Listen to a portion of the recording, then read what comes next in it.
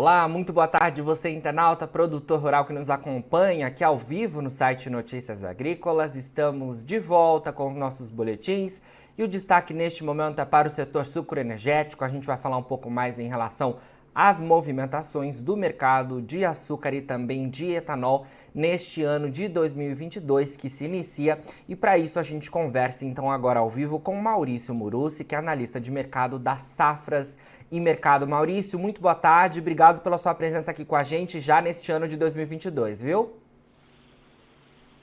Muito boa tarde, Jonathan, obrigado pelo convite aí de vocês, é um prazer aí conversar com a equipe do Notícias Agrícolas, como sempre.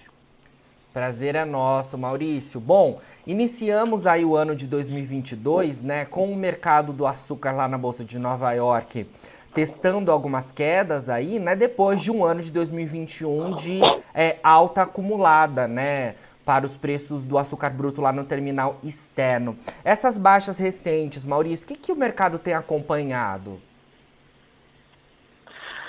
Bom, basicamente é a sobreposição aí de vetores gráficos e fundamentais, tá, de curto prazo, de médio prazo. Pelos vetores gráficos, nós temos alguns desenvolvimentos aí de linhas de tendência de baixa, né, das últimas 3 semanas, com máximas descendentes, ou seja, máximas cada vez menores, desde mais ou menos aí início de dezembro, tá? E se a gente olhar mais para trás ainda, a gente vê no início da primeira quinzena de novembro, sobre o atual driver, março 22, né, nós temos essa tendência aí de máximas descendentes, né? Isso olhando só pelo gráfico, estritamente pelo gráfico, assim, o que não quer dizer muita coisa, porque o mercado ele realmente precisa dos fundamentos. Quando a gente olha para os fundamentos, aí a gente vê um cenário ainda mais claro, né, de termos de negatividade, né? Porque nós temos uma safra da Ásia se desenvolvendo de forma positiva, ou seja, o volume de produção lá está crescendo a cada quinzena. Era um detalhe que nós já temos avisado nossos clientes de consultoria aqui desde pelo menos julho do ano passado, tá? Quando estavam se desenvolvendo as chuvas de monções lá na Ásia. Então nós já falávamos, pessoal, as chuvas de monções agora em julho de 2021, né? Estão se desenvolvendo bem, estão acima da média. Isso quer dizer que a safra lá na frente, quando começar em outubro, e ela ganhar corpo em dezembro, porque dezembro é o ápice de colheita lá da Ásia, né? Ela vai ter um volume muito grande, né?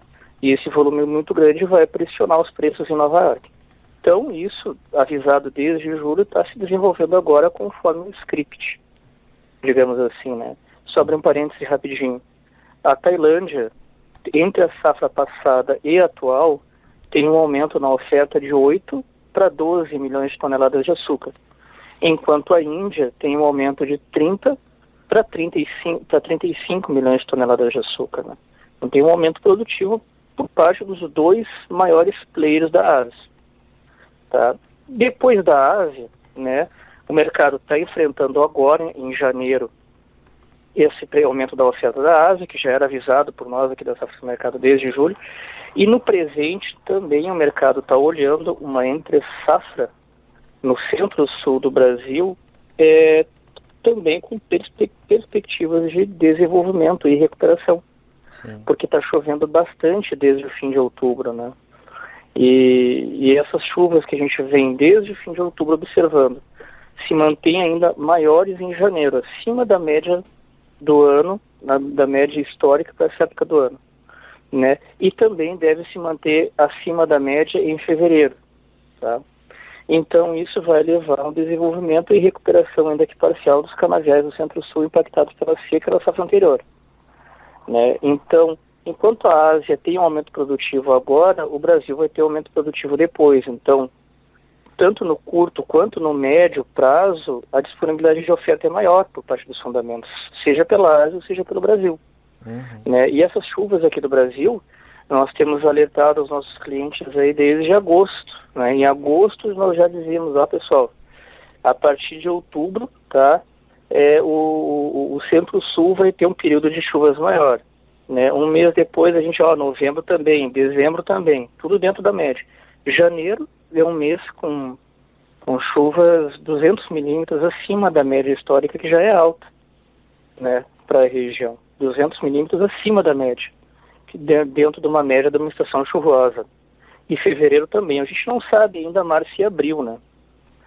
Mas, se a gente for ver que de dezembro até fevereiro as chuvas estão favoráveis, grande parte da entre-safra já está chuvosa, propiciando a recuperação dos canaviais. Esse é o detalhe. Certo, Maurício. E como que fica a questão, né, da demanda por combustíveis? Como é que está o cenário aí de consumo, né, em relação ao etanol aqui no Brasil? Como é que vocês têm acompanhado isso? Então, o que está acontecendo? O consumidor em grande escala está na gasolina, porque as viagens estão acontecendo, o deslocamento está acontecendo, as férias estão acontecendo. O mercado ele não está mais naquele padrão de crise de pandemia. O detalhe é que a demanda que o etanol perdeu e foi para a gasolina não voltou mais, né?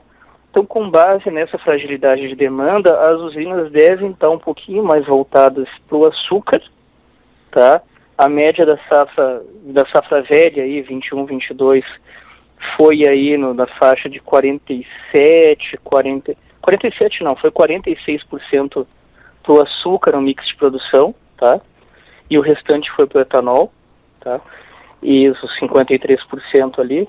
E agora, na safra que vem, a gente espera uma pequena descompressão nessa concentração do hidratado, ou seja, o açúcar, que na safra velha teve mix de 47%, agora ele deve ter 49%, né? E o hidratado, que tinha 53%, eu estou pegando a média da safra, tá? Uhum.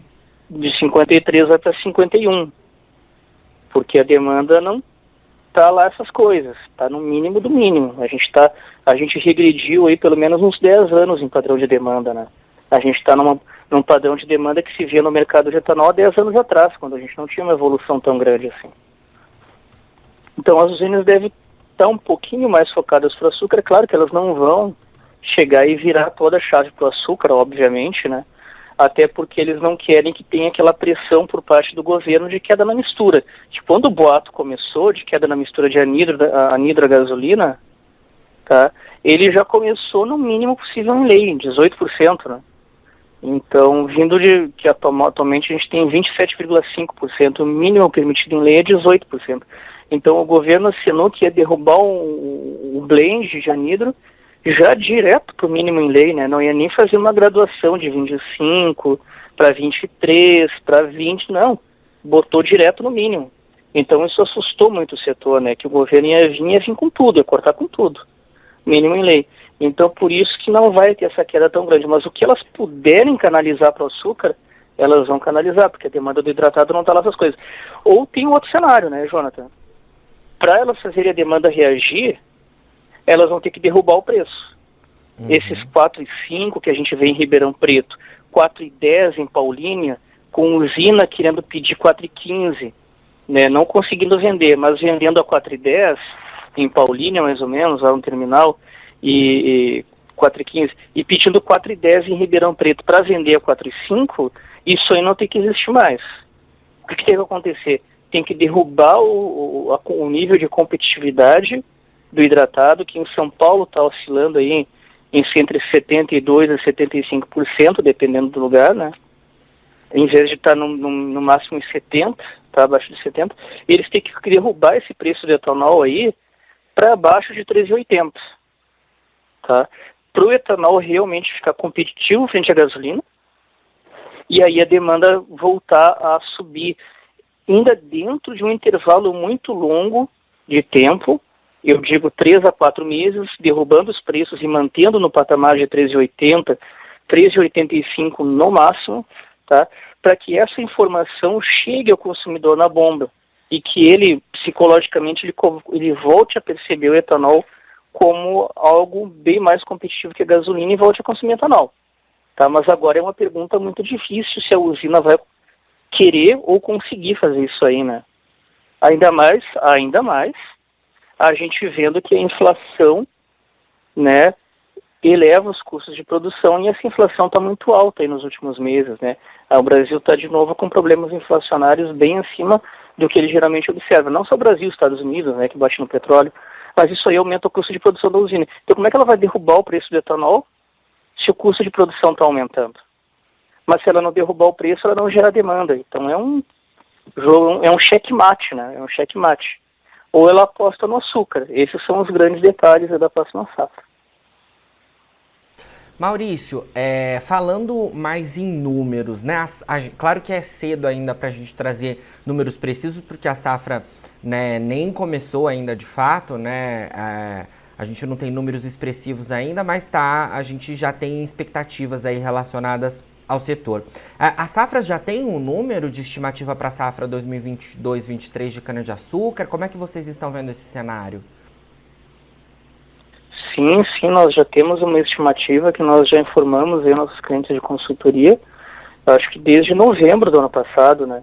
Então, como eu falei, teve até um ajuste, né? Porque, não, desde novembro não, Jonathan, desde agosto, tá? Desde agosto nós já alertávamos aí que agosto foi quando a gente começou a ver os mapas de clima, a gente viu que a entre-safra ia ser chuvosa, né? Então, lá em agosto, a gente já estimava 22, 23 em 540 milhões de toneladas. Em agosto, tá? 540 milhões de toneladas. Já em dezembro, final de novembro, a gente fez um ajuste dessa estimativa, vendo que em janeiro ia chover bastante, fevereiro ia chover bastante. Então, esse número foi para 560 milhões de toneladas. Subiu de 540, termos iniciais, para 560 milhões de toneladas de cana no Centro-Sul, tá? Nordeste temos aí 51 milhões de toneladas estimados para a próxima temporada, sendo que eles estão na metade da safra atual deles, né? E o Brasil vai para 614 milhões de toneladas, contando aí com um pouco mais de 3 milhões de toneladas de cana no norte, tá? O açúcar no Centro-Sul vai para 35 milhões de toneladas, o açúcar no Centro-Sul, tá? As exportações vão a 33 milhões de toneladas, tá? Tudo safra nova, né? O volume de hidratado vai a 19 bi, hidratado, tá? Crescendo um pouquinho. E o anidro está em 12 bilhões de litros, tá?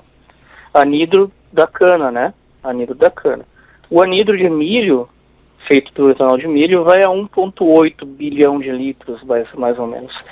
Está se direcionando aos 2 bi.